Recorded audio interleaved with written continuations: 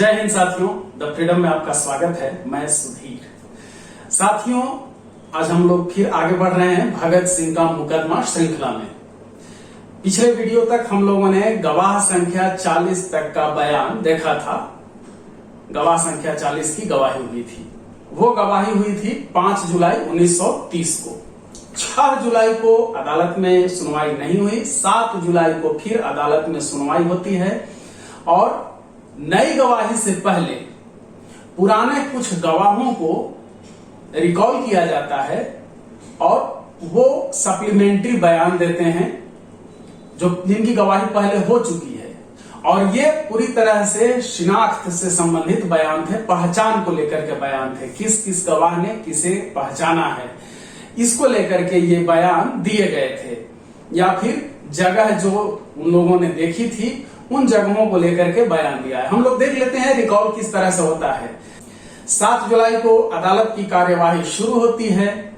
सारे अभियुक्त अनुपस्थित हैं, सिर्फ जज हैं और सरकारी वकील हैं। सरकार की तरफ से नियुक्त किया गया पुलिस इंस्पेक्टर है और एक तरफा ये सुनवाई चल रही है जैसा कि पहले चलती रही है और गवाहों को बुलाया जाता है। रिकॉल जिन गवाहों को किया गया उसमें सबसे पहले आप देखिए बताया है कि मोहन सिंह गवाह संख्या 13 को बुलाया गया है और इसने जो पहचान की है बोस्टन इंस्टीट्यूट में जाकर के विजय कुमार सिन्हा, शिव वर्मा और गया प्रसाद। गवाह संख्या 13, अगर आपने पिछला वीडियो देखा है तो पता होगा, मोहन सिंह फर्रुखाबाद का दरोगा था। उम्र 37 वर्ष। पिता का नाम सरदार राम सिंह इसके परिचय में दिया गया है और ये सबसे पहले शिनाख्त को लेकर के अपना बयान देता है। इसके बाद फिर सप्लीमेंट्री स्टेटमेंट के लिए रघुनी चमार गवाह संख्या 17 को बुलाया जाता है। मौलानिया डकैती जो ही थी उसका ये मुख्य गवाह है, चूंकि उसमें ऑलरेडी ये शामिल रहा था। तो गवाह संख्या 17 ये भी बताता है कि सुबह बोस्टन इंस्टीट्यूट में गया था जहां सबसे अधिक अभियुक्त रखे गए हैं। भगत सिंह और बटुकेश्वर दत्त को छोड़कर के बाकी सभी बोस्टन इंस्टीट्यूट में बंद थे। तो सुबह इसको पहचान कराने के लिए ले जाया गया था और उसने वहां पर कमलनाथ तिवारी को पहचाना। इसके बाद लाहौर सेंट्रल जेल में ले जाया गया जहां भगत सिंह थे। तो भगत सिंह को इसने पहचाना है और ये कहता है कि मैं नाम नहीं जानता हूं, आदमी वही था जो वहां आया था मौलानिया में यानी बेतिया में, जिसके लिए मैं मनमोहन बनर्जी के घर से लालटेन लेकर के गया था। खाना खिलाने हम लोग जा रहे थे। तो जो वहां पर 3 लोग थे उनमें से एक आदमी यही है और एक आदमी फणींद्र बाबू थे, जो फणींद्र नाथ घोष गद्दार हो गया था, वो साथ में था। तो उसका जिक्र करता है। एक और आदमी के बारे में कहता है कि मैं उस आदमी को नहीं पहचानता हूं, नहीं जानता हूं कि एक और कौन आदमी था। वो चंद्रशेखर आजाद थे जिन्हें यह नहीं पहचानता है। भगत सिंह को भी सिर्फ पहचानता है चेहरा से, नाम के बारे में कहता है कि मुझे यह नहीं पता कि नाम क्या है।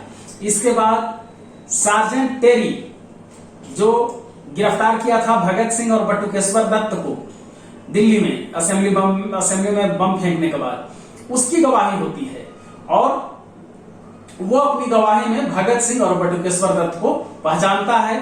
यहां तक जिनको रिकॉल किया गया था उन सबकी गवाही खत्म होती है और फिर आगे अब गवाह संख्या 41 को बुलाया जाता है। आप देखिए स्क्रीन पर, गवाह संख्या 41 है मेजर ब्रिगल्स। यह बोस्टन इंस्टीट्यूट लाहौर का सुप्रिंटेंडेंट है, यानी जो बोस्टन जेल, बोस्टन इंस्टीट्यूट जिसे बार बार लिखा गया है उसे जाना जाता था बोस्टन इंस्टीट्यूट में, जहां इन क्रांतिकारियों को रखा गया था, वहां का ये जेल सुप्रिंटेंडेंट है। और उसने कहा कि जो ऊपर जिन लोगों की अभी हम लोग गवाही देख रहे थे उन सब के बारे में बताता है।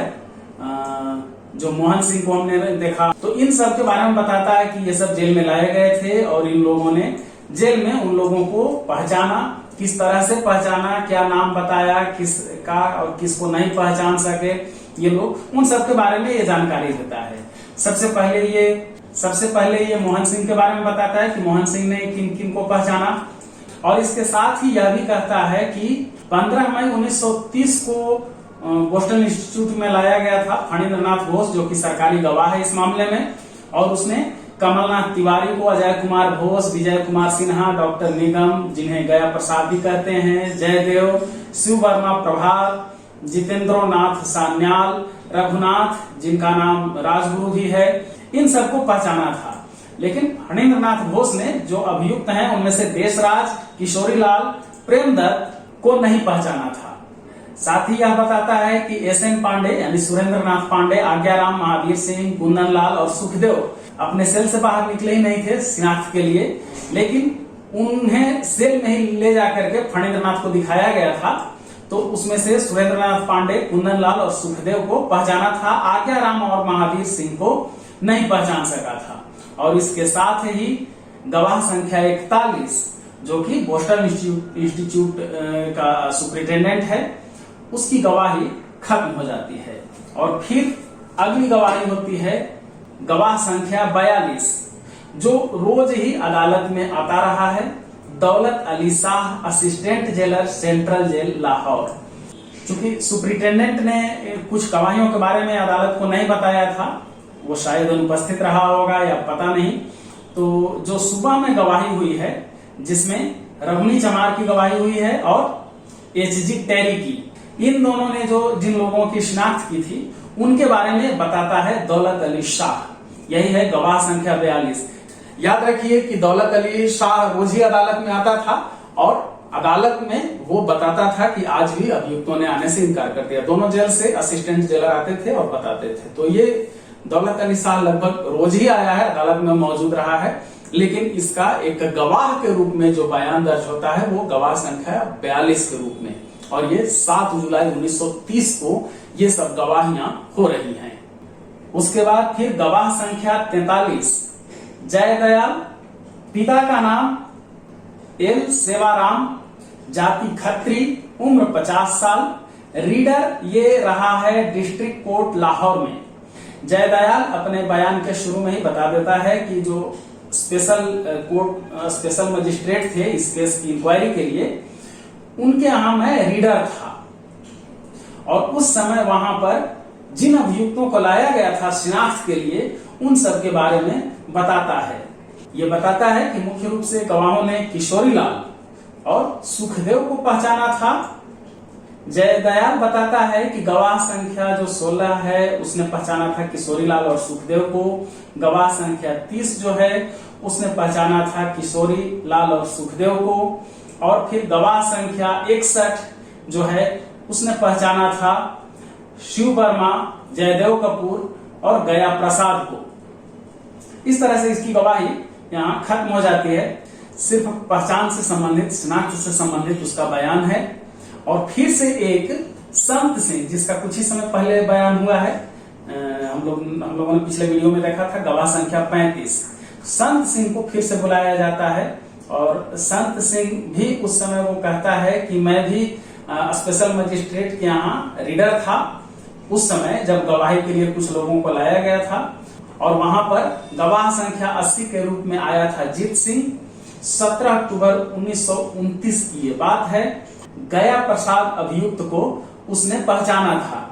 इसके आगे फिर वो बताता है कि 11 नवंबर 1929 को मोहम्मद इब्राहिम कांस्टेबल नंबर 520 ने पहचाना था राजगुरु को, जिसने सबसे पहले सांडास पर गोली चलाई थी, और फिर भगत सिंह को जिसने बाद में गोली चलाई थी।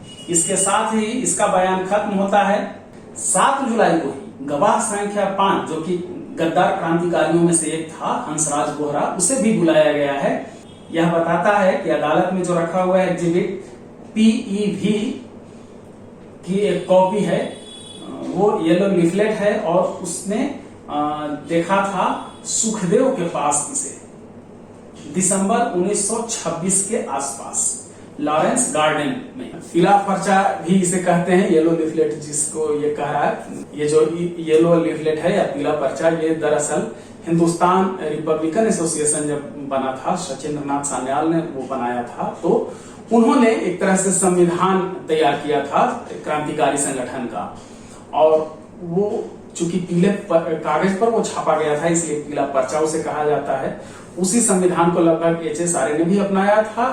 संविधान को लेकर के HS आर्य का जब गठन हुआ, HR के बाद, तो ये जो येलो लिफलेट है इसे सिर्फ इतना याद रखना है कि HRA ने जो तैयार किया था, सचिंद्र नाथ सान्याल ने तैयार किया था HRA के लिए एक तरह से संविधान, वो येलो लिफलेट है। और उस पर्चे के बारे में कह रहा है, अदालत में वो पर्चा रखा हुआ है, तो वो हंसराज बोहरा जो है वो कह रहा है कि सुखदेव के पास उसने देखा था दिसंबर 1926 में ही लॉरेंस गार्डन में।